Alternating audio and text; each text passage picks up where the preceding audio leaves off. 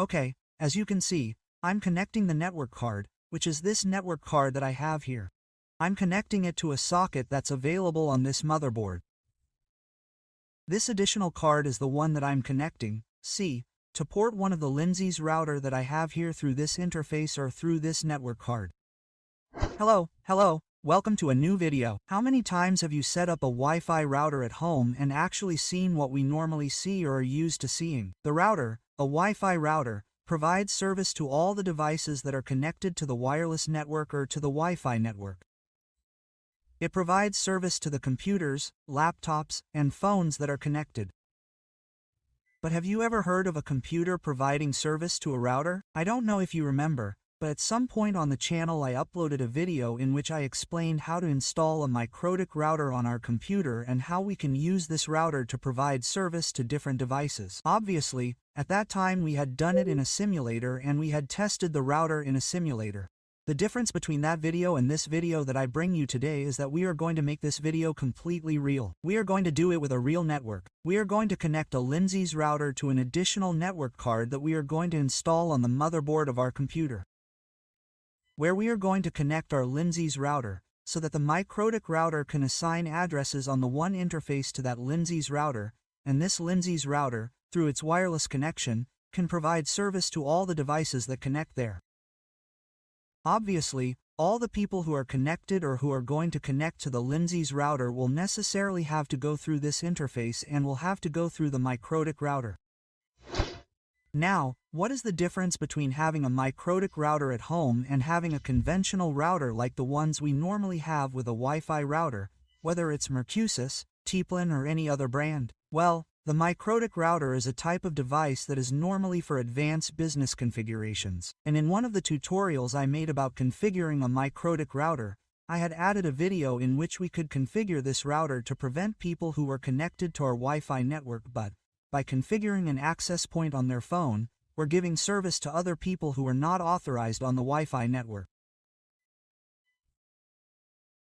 We were able to prevent this with a MikroTik router. Okay, there, as you can see, I'm connecting the network card, which is this network card that I have here. I'm connecting it there to a socket that is available on this motherboard.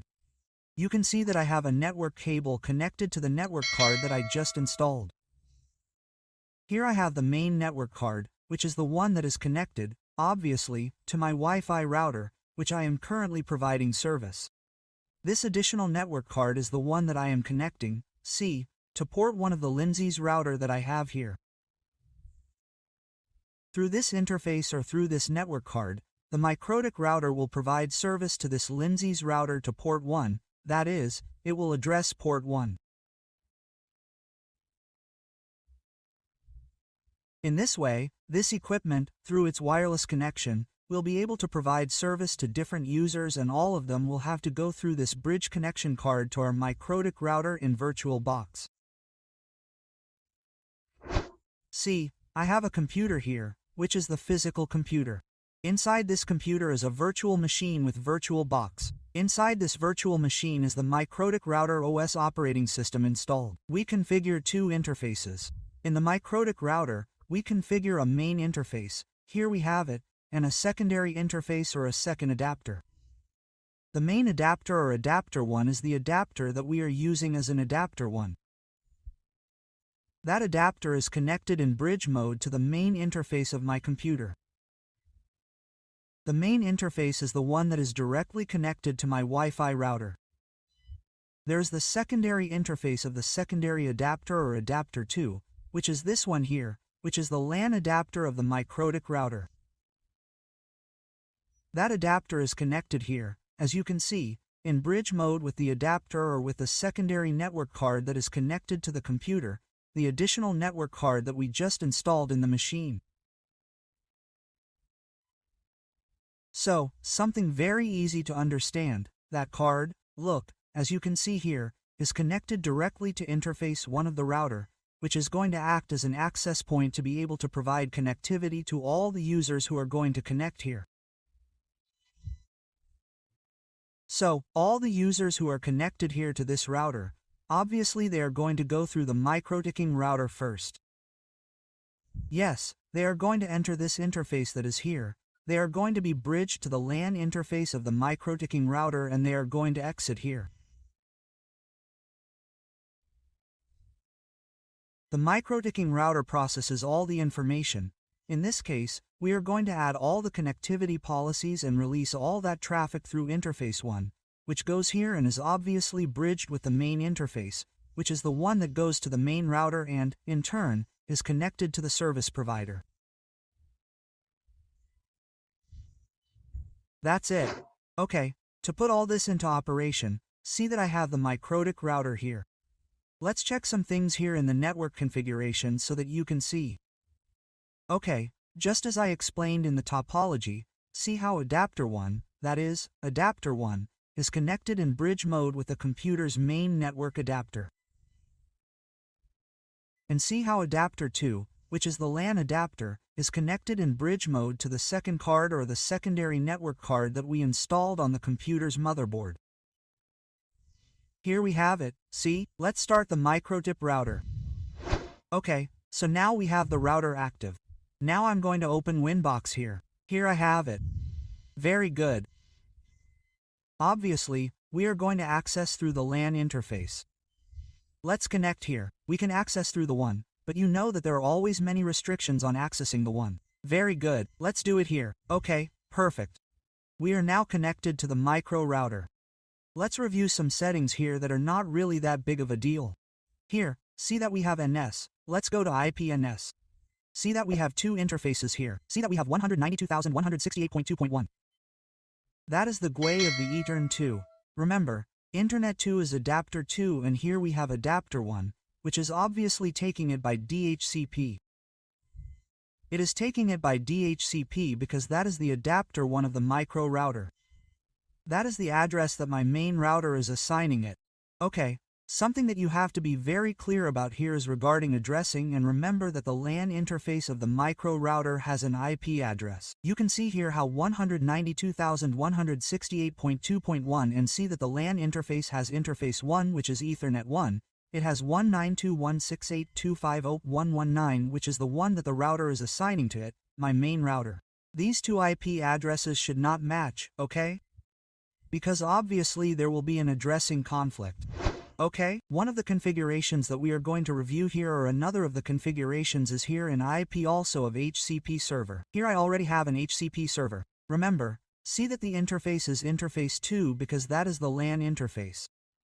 Remember that the adapter 1 of the virtual machine is 1 and 2 is the LAN. That is why I am configuring interface 2 here. Here we have the networks. See the gateway 2.1 and the network address, which is 2.0. How do we configure DHCP? I have already added quite a bit of video here doing that type of configuration, configuring the interfaces, the LAN, the 1, configuring DHCP. You can review all those videos that I've obviously uploaded, although there aren't many in reality because I've added specific videos as such. But where do we configure the HCP server? Here in DHCP tag it's quite simple. We simply indicate which interface we want the DHCP to propagate on.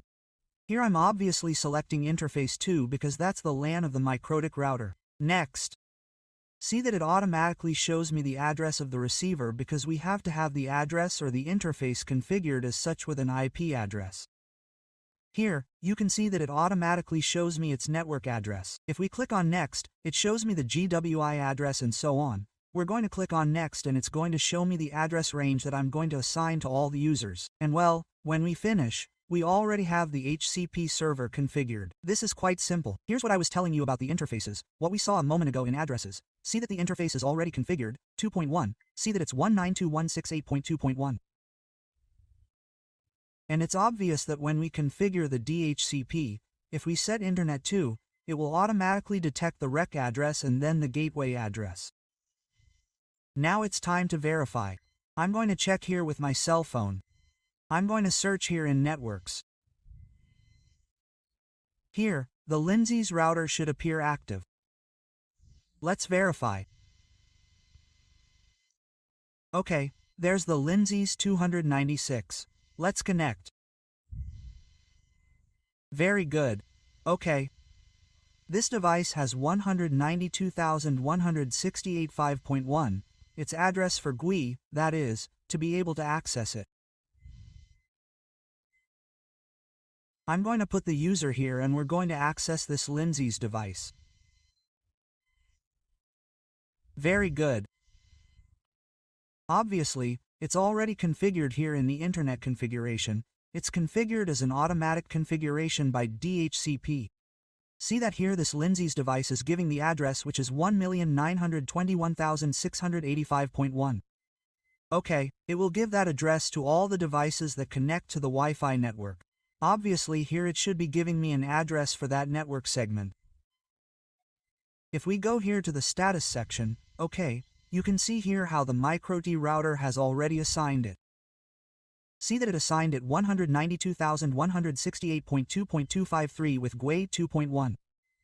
See that if I go to google.com right now, you can see that I already have internet access. See, using Linux, that is to say, all the traffic that I am generating here connected to this Wi-Fi is going through the MikroTik router that is installed in a virtual machine in VirtualBox. That entire connection process that I had already explained to you in the topology, right now, see, that entire communication process is taking place. Okay, remember that there will be a next video, please. Hey, everyone, leave your comments there, requesting the next video, because, as I explained in the previous one, the next tutorial is simply adding the configuration that we added a while ago, which was to prevent people who are connected to your Wi-Fi network from providing service to other unauthorized people by configuring access points on cell phones. So I hope this video is very useful to you and I'll see you in the next one. Bye.